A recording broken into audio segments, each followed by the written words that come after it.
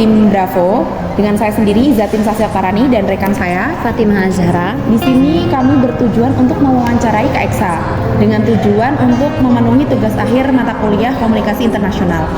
Nah, sebelumnya untuk melakukan wawancara, mungkin dari Kak Eksa sendiri bisa memperkenalkan diri. Boleh. Perkenalkan, nama saya Eksa Aurelia Candi Setia.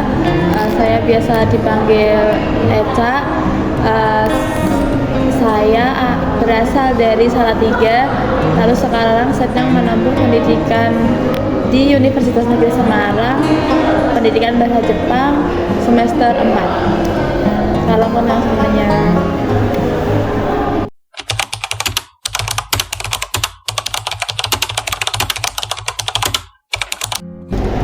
Iya, saya menggunakan Spotify.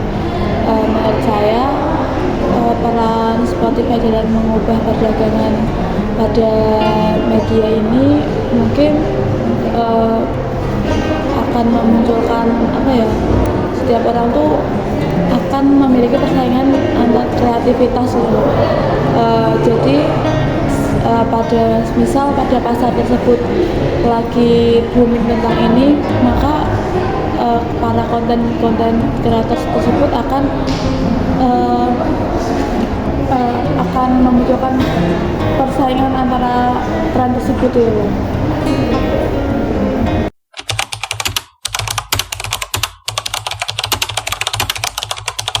Menurut saya sekarang kan marak sekali berita palsu. Itu akan menimbulkan banyak kerugian antara orang yang bersangkutan. Kayak semisal kita tuh membuat diri kita tuh tidak mudah percaya kepada berita-berita yang disebar melalui sosial media. Kita juga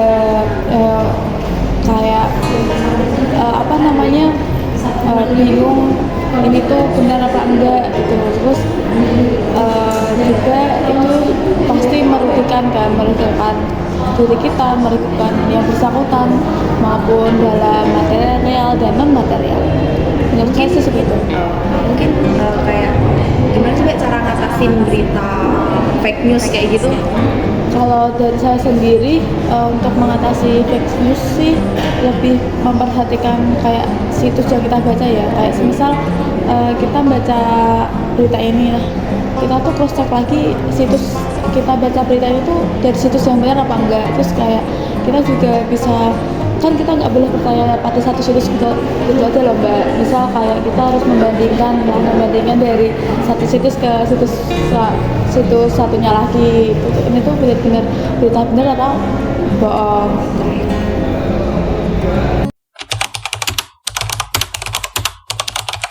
Menurut saya budaya pop dan tren global dalam media itu sangat berkontribusi sekali, karena kan media sangat berkontribusi sekali, karena kan dalam media itu sendiri, dari pertanyaan sebelumnya kita kan mudah dalam akses informasi dari mana saja. Tentu saja kita mengetahui budaya-budaya dari luar itu kan dari internet gitu. Menurut saya itu adalah hal yang bagus untuk misal kita budayanya tuh ini tuh budaya satu dengan budaya yang lain tuh dapat berkontribusi melalui media tersebut. Kayak kita dapat bekerja sama melalui misal tentang budaya ini dan budaya ini, nanti kita satukan nggak menjadi budaya baru tapi kolab gitu loh.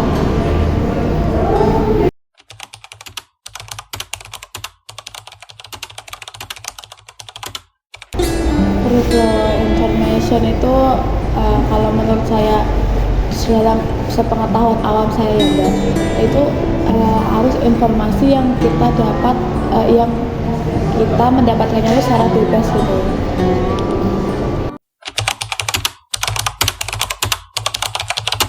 Oke, menurut saya yang pertama mungkin dampak positifnya itu tuh kita mudah mengakses informasi dari mana saja. Yang kedua yaitu kita mudah mendapatkan ilmu baru dari internet tersebut, mendapatkan wawasan yang luas dari internet tersebut. Dan yang ketiga yaitu kita tuh mudah dalam berinteraksi kepada orang luar dalam berbagai macam latar belakang. Namun pada arus bebas ini kita juga nggak boleh mengesampingkan dampak negatifnya itu loh. Tentu ada dampak negatifnya, yaitu karena kita mudah dalam mengakses informasi tersebut, jadinya tuh kita tuh juga banyak mendapatkan berita-berita palsu seperti yang pertanyaan sebelumnya, berita palsu. Terus banyak juga yang orang tuh menyalahgunakan ini untuk hal-hal yang negatif gitu.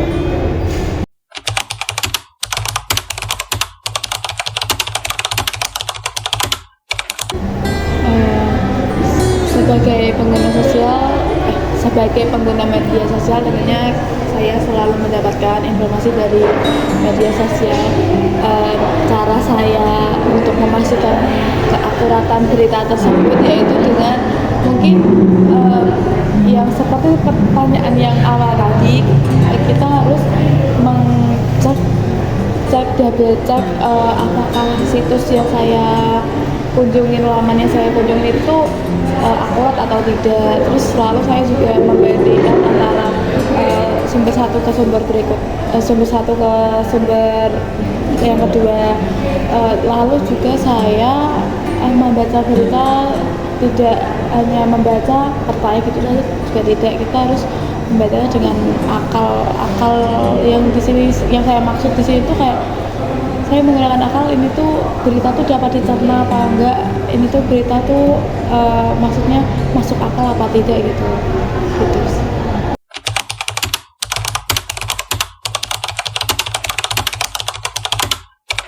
Mungkin kalau di masa sekarang pertukaran budaya itu adalah hal yang biasa ya, cuman kalau menurut saya pribadi tentang kebaya ala Korea, saya kurang setuju karena itu udah bukan pertukaran budaya tapi melainkan percampuran budaya gitu loh. Nah, itu udah nggak masuk di akal. Maksudnya kayak oke, misalnya kebaya Jawa tapi dipadukan dengan ala Korea, menurut saya itu malah merusak identitas baju tradisional punya kita gitu. Dan menurut saya itu tren yang kurang bagus dan saya kurang setuju.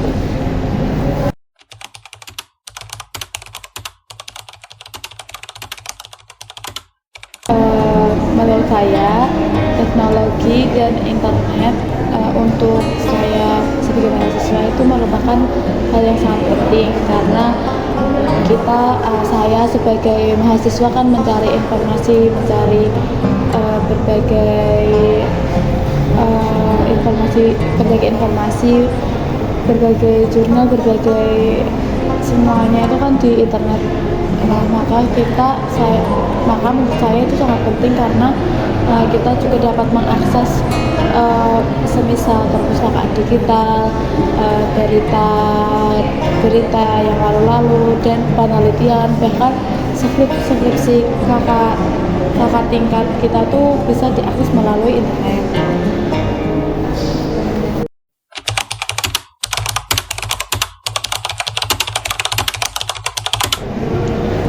Tentu saja saya sering mengekspresikan diri di media sosial. Saya sangat memanfaatkan arus free flow ini. Saya juga memanfaatkannya dalam menurut pandangan saya. Tentunya saya memanfaatkan ini dengan hal yang positif. Mungkin saya akan mengekspresikan diri saya, mungkin sebagai contohnya saya mengunggah konten di salah satu platform, mungkin TikTok, Instagram, itu saya mengunggah mungkin keseharian saya ataupun informasi-informasi yang dapat saya sebarkan ke teman-teman saya ataupun ke audiens yang memang itu merupakan pada platform tersebut berteman dengan saya, seperti itu.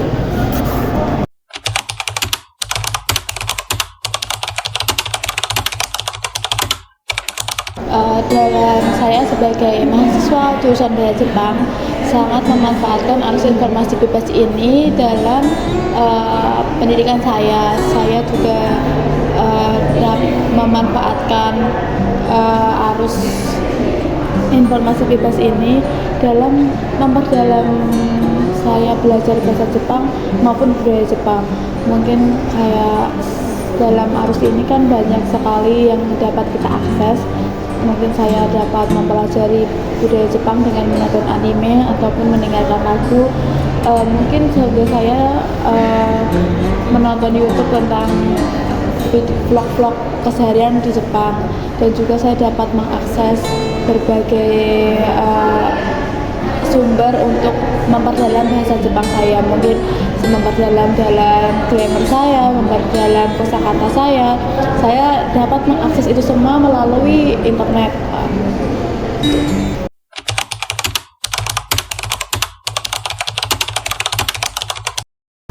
Hai, boleh. Hajimemashite.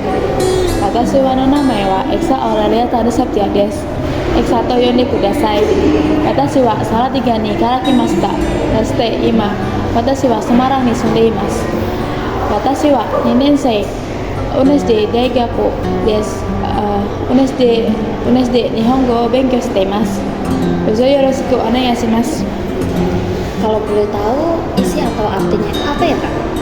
Mungkin sebagai keseluruhan dalam isi tersebut yaitu saya bernama Eksa Aurelia Tadasatya, lalu saya biasa dipanggil Eksa. Lalu saya berasal dari Salatiga dan sekarang saya tinggal di Semarang. Lalu saya sedang belajar bahasa Jepang di Universitas Negeri Semarang tahun kedua. Sih aja.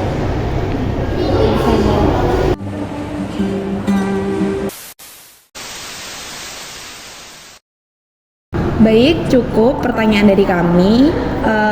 Saya dan rekan saya di sini ingin berterima kasih kepada Kak Eksa karena sudah meluangkan waktunya yang sangat berharga dan bisa memberikan jawaban yang sangat-sangat fantastis. Saya juga mengucapkan terima kasih kepada Kak Sasi dan Kak Fatimah karena telah mempercayai saya untuk menjadi narasumber pada tugas akhir ini. Saya semoga jawaban-jawaban saya dapat membantu Kak Fatimah dan Kak Sasi dalam menyelesaikan tugas akhir mata kuliah komunikasi internasional. Oke, terima kasih semuanya. Nah, kesimpulan dari hasil wawancara Kak Eksa kemarin bisa kita ambil bahwa teori free flow of information yang diartikan sebagai teori informasi bebas memudahkan kita menjangkau informasi global, seperti mengakses berbagai berita yang bisa kita lihat melalui platform-platform berita, dan juga sebagai mahasiswa kita bisa mencari dan menemukan materi melalui situs internet, contohnya e-book maupun jurnal. Dan pada zaman sekarang, mungkin kita bisa lebih bijak dalam menggunakan teknologi informasi agar kita senantiasa berada pada hal baik dan terhindar dari fake news. Terakhir, dengan adanya teknologi informasi, kita bisa memanfaatkannya untuk mengekspresikan dan mengembangkan diri.